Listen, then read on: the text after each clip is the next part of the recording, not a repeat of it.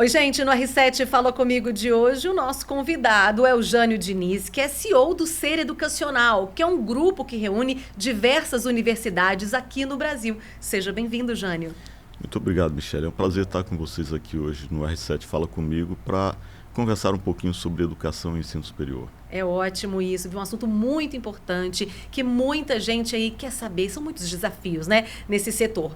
Mas para começar, Jânio, eu queria que o senhor falasse sobre a sua trajetória, que eu já soube que é uma trajetória que inspira muita gente. Como é que tudo começou?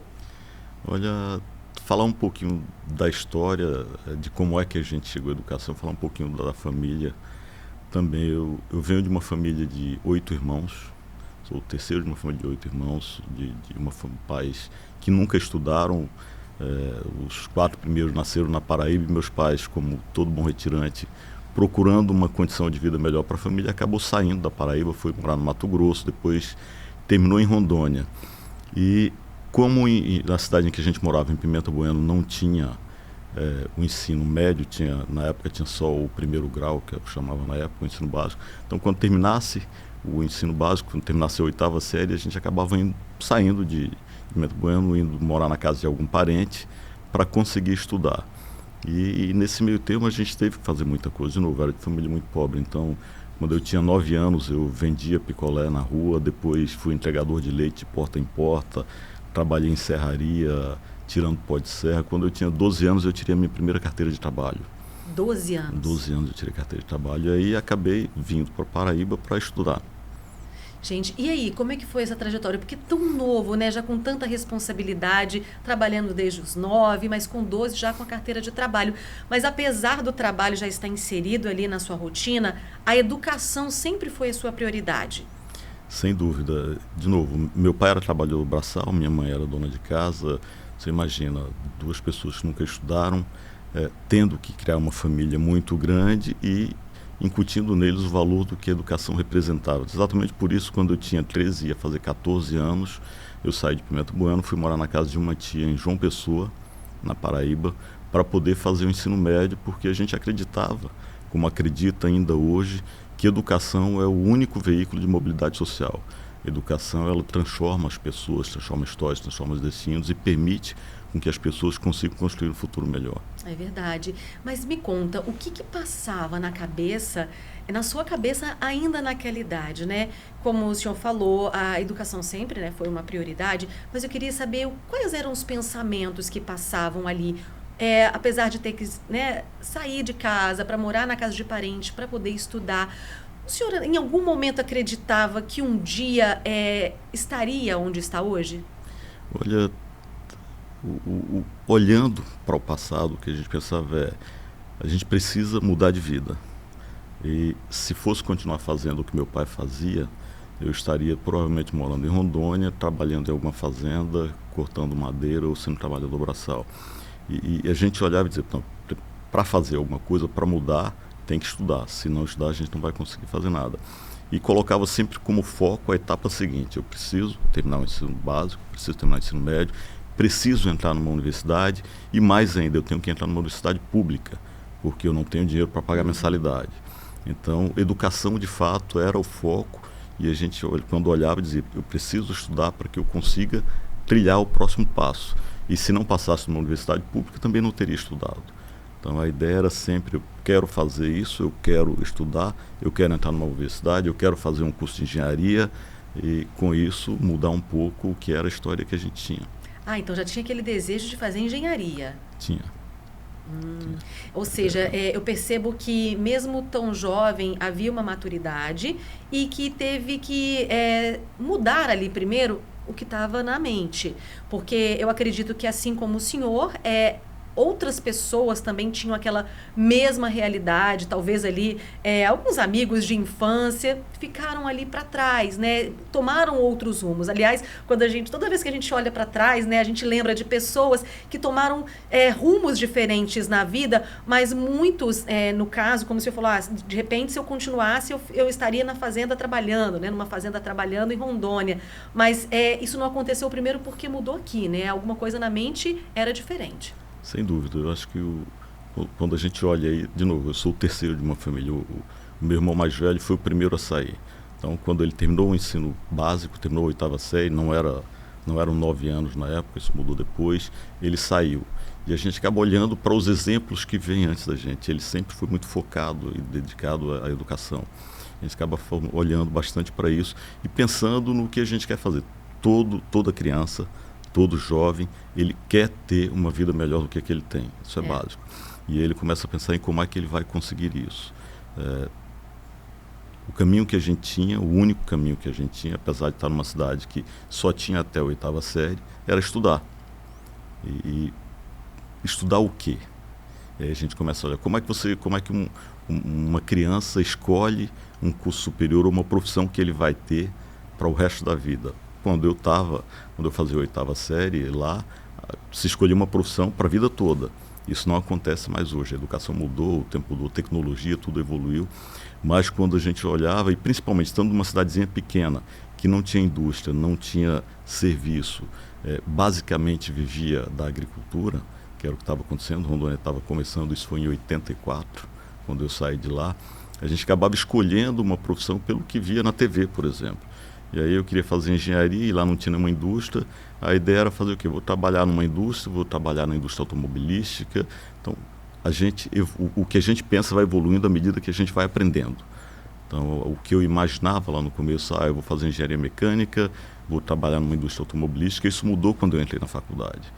Quando eu aprendi de fato o que era fazer um curso de engenharia mecânica, porque para uma criança de 12, 13 anos, morando numa cidade que funcionava a energia até as 10 horas da noite, depois desligava tudo, que funcionava com gerador, porque não tinha nem energia 24 horas na cidade, era pensar aquilo que a gente acabava olhando. E engenharia mecânica, para mim, naquele momento, era automóvel, era fábrica de automóvel, era corrida de Fórmula 1. E isso a gente vai acabando descobrindo quando estuda, que você abre novos horizontes, é que você realmente começa a decidir o que você vai querer mais adiante. Então vamos lá. Foi para a casa da tia para poder concluir ensino médio. O objetivo era passar numa universidade pública. Conseguiu. Tinha que ser, era a única alternativa. Como não tinha dinheiro para pagar mensalidade, eu estudava em escola pública, eu tinha que passar numa universidade pública, senão eu pararia no meio do caminho. E como é que foi daí para frente?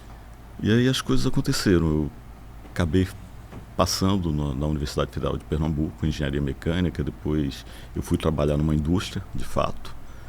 Trabalhei quase 9 anos numa fábrica de vasilhames de vidro. E lá perto de 2000, o Janguier, o meu irmão, ele já trabalhava com educação. Ele fez o vestibular, se formou em advogado, passou em concurso para juiz, para procurador. E trabalhava num projeto de curso preparatório para concurso, que ele percebeu, e aí uma veia empreendedora que acaba tendo, quando ele foi estudar para o concurso de juiz, não tinha nenhum curso preparatório para concurso na época. Ele percebeu uma lacuna de mercado que podia fazer. Ele já era professor da Universidade Federal de Pernambuco. Muito concorrido, né? Muito. E como ele era professor da Universidade Federal de Pernambuco na época, muito novo, tinha 25 anos, ele acabou montando o curso. E aí quando eu estava na indústria, ele estava pensando em montar uma faculdade, eu acabei indo trabalhar com ele nesse curso preparatório para concurso, e surgiu aí o projeto da primeira faculdade lá no início do ano 2000, e que se concretizou em 2003, quando nasceu a Faculdade Maurício Nassau de Recife, que foi um embrião do Grupo Ser Educacional. Ela começou a gente teve a portaria de autorização publicada em maio de 2003, ela começou em agosto, eu lembro bem da data, Dia do Estudante, 11 de agosto de 2003, com 5 cursos e 300 alunos. Hoje a gente tem um grupo que está espalhado no Brasil, tem quase 60 faculdades presenciais, mais de 600 polos de ensino à distância e mais de 330 mil alunos. É muita coisa. Agora, como é que esse grupo, né, que é tão forte hoje, tão conhecido aí Brasil afora, chegou ao Rio de Janeiro ali em 2017, não foi isso? Isso. Dentro do projeto de expansão e quando a gente começou a analisar um pouco o setor educacional, o Brasil ele sempre teve e ainda tem uma penetração do ensino superior na idade universitária que se chama muito baixa.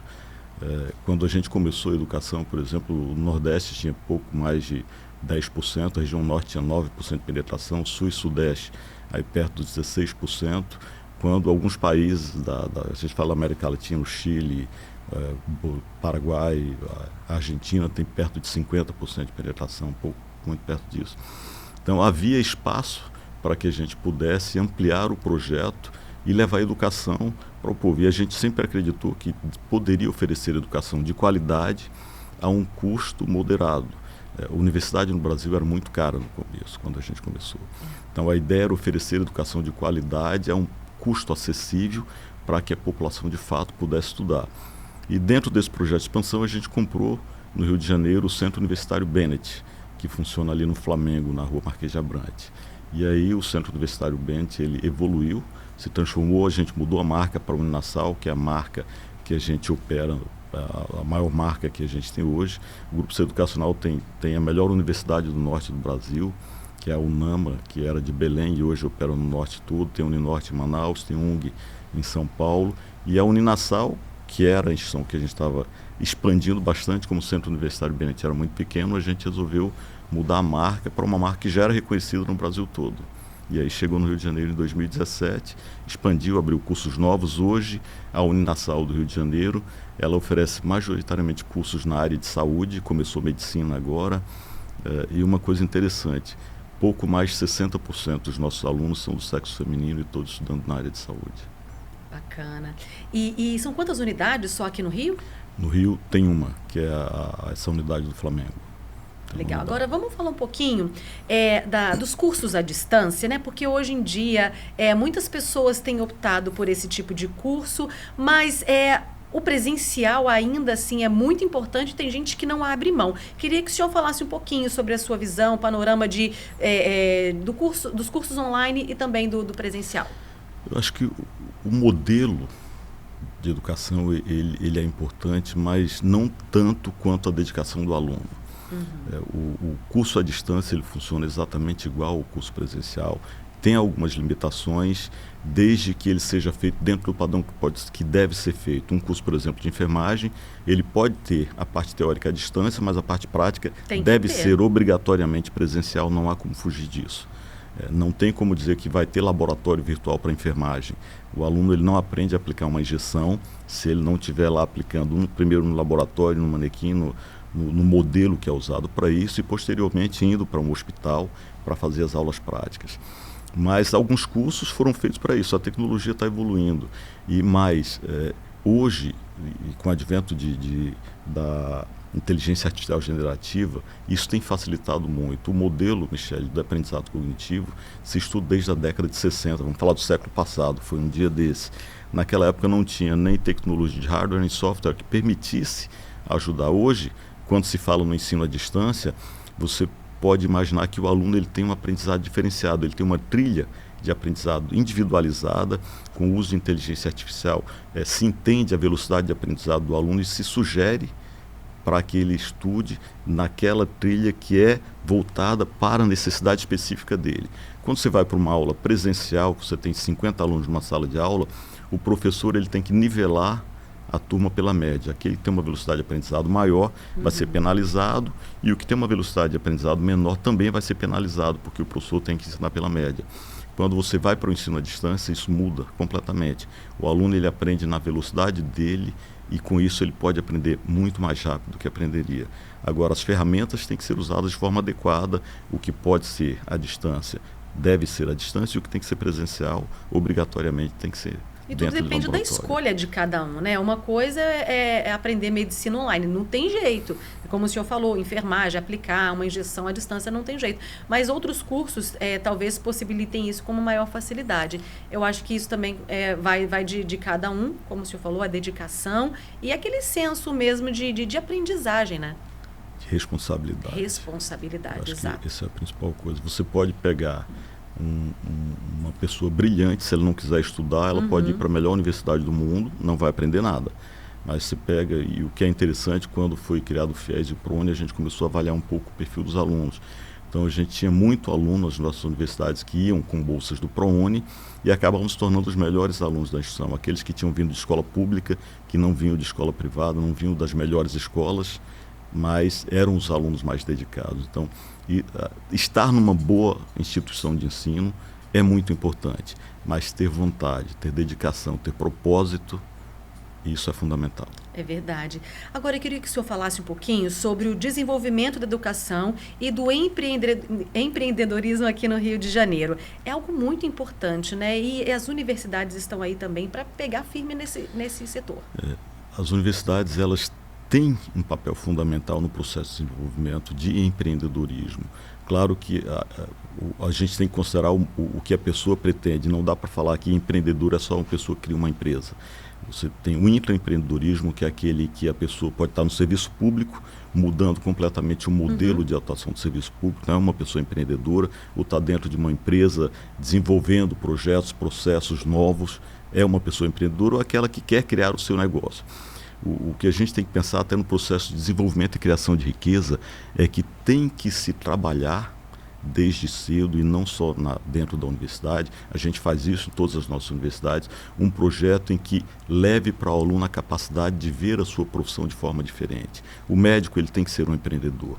Se ele vai ser um profissional liberal, se ele vai trabalhar só no consultório dele, ele vai ter que aprender a abrir o consultório, a fazer da empresa do consultório uma empresa. Ele precisa de contabilidade, ele precisa administrar, ele precisa fazer marketing, ele precisa fazer marketing pessoal, criar uma marca pessoal de que ele é um grande médico. E tudo isso tem que ser pensado, desenvolvido dentro do projeto da matriz curricular acadêmica de uma universidade. Legal. Agora, tem uma coisa muito legal que eu quero destacar, Jânio, é que a gente já percebeu, né, a gente já viu aí que o grupo teve um impacto muito importante, tem até hoje, né, um impacto muito importante na vida de muitos estudantes, Brasil afora e também aqui no Rio de Janeiro. E agora, isso foi reconhecido aqui no Rio de Janeiro, tanto que o senhor recebeu agora o título de cidadão carioca e também a medalha Pedro Ernesto, que são uma das maiores honrarias aqui da Câmara Municipal. Queria que o senhor falasse, né, como um paraibano que começou lá atrás vendendo picolés, enfim, assinando a carteira de trabalho aos 12 anos, ter esse título, né, ter esse reconhecimento aqui na capital carioca. Eu diria que é uma honra que foi concedida em função de todo esse trabalho realizado com a educação. É um reconhecimento de que a educação tem um papel fundamental no desenvolvimento das pessoas e da sociedade. E essa medalha, que é a mais alta honraria que a Câmara dos Vereadores do Rio de Janeiro dá, como um prêmio, me foi concedida em função desse trabalho realizado no Rio de Janeiro, com o desenvolvimento da Uninasal aqui, com o crescimento dos novos cursos, com o curso de medicina que está começando agora. Então, eu me sinto muito feliz e aumenta muito a responsabilidade, porque agora, como cidadão carioca, que eu já me sentia de direito, agora eu sou de fato um cidadão carioca, então aumenta a responsabilidade do trabalho que a gente tem que fazer e do que a gente tem que colocar de uma educação empreendedora que ajude de fato a mudar a história e o destino das pessoas e ajude a construir uma sociedade muito mais justa e evoluída. É o que todos nós esperamos, né? Então, dito isso, eu queria que o senhor falasse, né? Como é que o senhor vê os desafios da educação, não só no Brasil inteiro, aqui no Rio de Janeiro? São muitos desafios que têm que ser encarados e muitos obstáculos a serem vencidos, né? Tem. O ensino, eu diria que o setor de educação no Brasil é um setor super regulado. Ele segue diretrizes rígidas definidas pelo Ministério da Educação e a gente está num mundo que mudou completamente. Quando a gente fala no modelo da educação no mundo, e não só do ensino superior, não há grandes mudanças desde que começou. A primeira universidade, a Universidade de Bolonha, surgiu no século XIII, com o professor na frente da sala de aula falando para um grupo de alunos. E ela continua sendo com o professor na frente falando para um grupo de alunos. E o que é pior, esse modelo de curso de 4, 5, 6 anos não mudou nesse tempo todo. Pior, ele foi pensado quando a pessoa trabalhava até os 45 anos, se aposentava, vivia até os 55, 60 anos e tinha a mesma profissão a vida toda. Então, imagina, eu tenho uma filha de 16 anos, ela tem que decidir o que vai fazer pelo resto da vida dela. Isso não acontece. A gente não sabe nem se a profissão que ela está escolhendo agora vai existir daqui a 5 anos. Então, o que o ensino superior tem que fazer é se adaptar a um modelo que ele faça parte da vida da pessoa. A educação ela tem que fazer parte da vida da pessoa. Se usa termos como reskilling e upskilling hoje para definir o que é um redirecionamento profissional ou um aprimoramento profissional. E o que a gente tem pensado na Uninasal, nas universidades do Grupo Ser Educacional, é como é que a gente vai fazer para ajudar as pessoas a decidirem tudo o que elas precisam fazer, o que elas têm que estudar durante sua vida profissional. Não faz muito sentido, de novo, um jovem de 16 anos decidir por uma profissão que ele provavelmente vai mudar. Os jovens vão ter, sei lá, 10 profissões no futuro, vão ter 30, 40 empregos diferentes. Eu tive 2 empregos, esse é o segundo lugar onde eu estou, e eu estou a vida toda fazendo praticamente a mesma coisa. Eu fui 10 anos engenheiro e estou há 20 anos como educador. Mas os jovens que trabalham conosco hoje, que têm 20, 25 anos, já passaram por 5, 6 empregos diferentes e passaram por áreas completamente diferentes. Então, o grande desafio hoje é nós precisamos ter um modelo educacional que coloque, de fato, o jovem no mercado para um emprego, para um trabalho, para criar um negócio. Então, é essa grande mudança que está acontecendo no ser educacional. E aí precisa se criar ferramentas para isso. A inteligência artificial ela permite o entendimento do modelo educacional, da necessidade do padrão de conhecimento dos alunos, ela tem que ser feita localmente. Quando a gente fala, por exemplo, que vai preparar uma pessoa para ser um gerente de hotel no Rio de Janeiro, ou para ser um gerente de hotel lá em Manaus, eles têm perfis completamente diferentes. Provavelmente a pessoa que vai para um hotel em Manaus vai com um perfil de pesca, de querer conhecer a natureza, aqui ele vem com um perfil diferente. Então a gente precisa entender e preparar os profissionais para a necessidade da região onde ele está inserido. E o Grupo Ser Educacional tem feito isso com projetos que acompanham isso. E mais, a gente está criando uma rede social profissional um pouco diferente, que se chama Peixe 30. A ideia é de vender o seu peixe em 30 segundos. Legal. E essa rede social profissional, ela traz, diferente das outras, um assessment pessoal para que se entenda quais são as soft skills das pessoas, quais são as suas habilidades comportamentais, como é que ela é importante. Hoje, como é que se define, por exemplo, para contratar uma pessoa. Então, primeiro se entende o que ela quer, se ela é avessa ao risco, se ela é uma pessoa proativa, se ela é dinâmica, entendendo as características pessoais, e as características técnicas são muito mais fáceis, é só olhar onde ela trabalhou, qual o currículo dela, o que ela tem de formação, e você entende as características. Juntando ajustes, você tem o perfil adequado da pessoa para que de característica pessoal e técnica, para que ele possa ir para a função adequada dele ou para que ele possa criar o negócio que ele precisa. E se a gente consegue entender o que o mercado demanda de habilidades em cada região, a gente consegue oferecer o curso adequado para o profissional. Funciona como um GPS profissional, que diz, olha, se você quer ser jornalista esportivo, você não tem que aprender o jornalismo político, você tem que focar no esportivo. E o que precisa, qual é o esporte desenvolvido naquela região para que ele aprenda mais.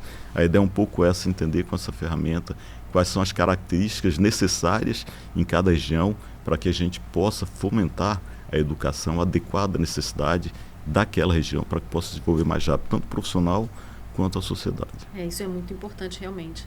Agora, para a gente finalizar, Jane, eu queria que você deixasse uma mensagem bacana para todas as pessoas que estão nos assistindo, especialmente para aquelas que ainda não têm uma universidade, mas têm aquele sonho de um dia fazer um curso, né? Às vezes tem aquela questão do tempo, olha, se eu entrar numa faculdade eu não consigo trabalhar, porque essa é uma realidade de muita gente, ou então, como você, né, que eu não consigo pagar uma faculdade, mas também não consigo ter uma qualificação para passar numa universidade pública. Qual a mensagem que você deixa para essa pessoa? Eu diria assim, estudar não é o caminho mais fácil. Muito pelo contrário, é um caminho muito difícil, mas com certeza é o mais recompensador. É aquele que vai garantir que você esteja preparado para criar o seu próprio negócio, para desenvolver a sua empresa, para desenvolver uma carreira de sucesso. E hoje, o ensino superior ficou fácil de fazer. Não é fácil de estudar. Estudar vai continuar sendo difícil, porque demanda tempo, demanda horas de estudo, de dedicação. Mas o ensino à distância dá uma flexibilidade que eu não tinha na minha época. Então, eu poderia trabalhar, eu poderia estudar hoje. Na época eu tinha que estudar, eu ia para a universidade, saía de casa às 5 horas da manhã para pegar 2 ônibus para chegar na universidade, começar a aula às 7 e passava praticamente o dia todo estudando. Hoje é possível trabalhar e é possível estudar. O ensino à distância, eu diria que ele transformou a educação no mundo todo, no Brasil principalmente. Ele reduziu muito o custo. Hoje se faz um curso de administração por R$150. É muito barato. É muito barato. Realmente. Então, tem gente que troca isso por um ingresso de um show. Mas se tiver dedicação, qualquer pessoa pode estudar no Brasil e deve estudar. Então, focar naquilo que realmente acredita, no que quer, definir o que quer de profissão, pelo menos para os próximos 5 anos, definir uma meta e um objetivo, e aí é claro que vai ter que sacrificar, porque, de novo, você vai ter que trocar horas de balada, horas de festa, por horas de estudo. Na minha época era mais fácil, não tinha rede social, então eu não tinha que pegar o telefone e ver que meus amigos estavam num bar no momento que eu estava em casa estudando. Mas as horas de estudo que eu tive naquele momento foi que me permitiram chegar onde eu cheguei hoje. Então, quando a gente fala que educação ela não é o caminho mais fácil, é porque você está trocando um presente que pode ser prazeroso, fácil, de festa e de tudo, por um presente que vai ter dedicação. Agora você vai ter um futuro, um prazo muito maior para aproveitar tudo que você fez no presente. Definir prioridades, né? Exatamente isso. Bacana. Jânio, muito obrigada pela sua participação. Com certeza uma história que inspirou a mim e também a todos que estão nos assistindo, né? É possível transformar o mundo, transformar o Brasil e principalmente, né, transformar o ambiente que cada um vive com a educação. Obrigada. Sem dúvida. E a educação está disponível para todo mundo hoje. É isso. Basta querer. Verdade. Obrigada. E a você que esteve aqui com a gente, muito obrigada pela companhia e a gente te espera na próxima. Tchau, tchau.